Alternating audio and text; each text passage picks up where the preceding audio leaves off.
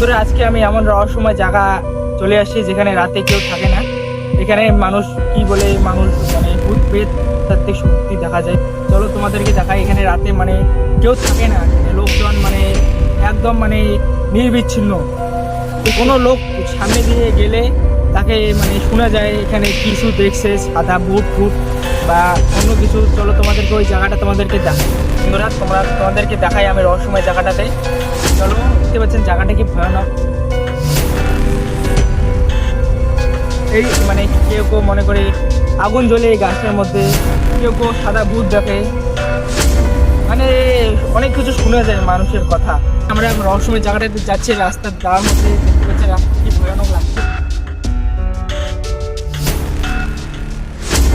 বন্ধুরা, আজ দেখতে পাচ্ছেন এই রহস্যময় জায়গাটাতে কি কি রয়েছে।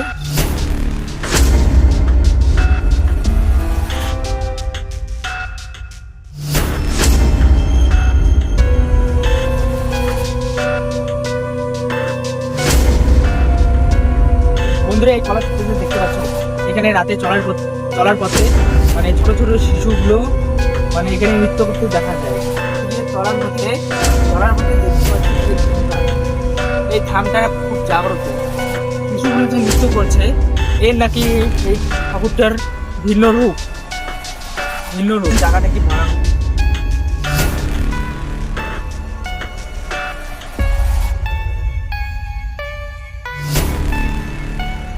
বন্ধুরা, এই রাস্তা দিয়ে চলার পথে অনেক ধরনের ভয়ানক ভয়ানক মানে ভূত প্রেত দেখা যায়।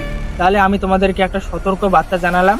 এই ধরনের ভিডিও দেখতে চাইলে আমার ইউটিউব চ্যানেলটাতে সাবস্ক্রাইব করো এবং ইনস্টা চ্যানেলটাতে ফলো করো। দেখা হবে পরের ব্লগে।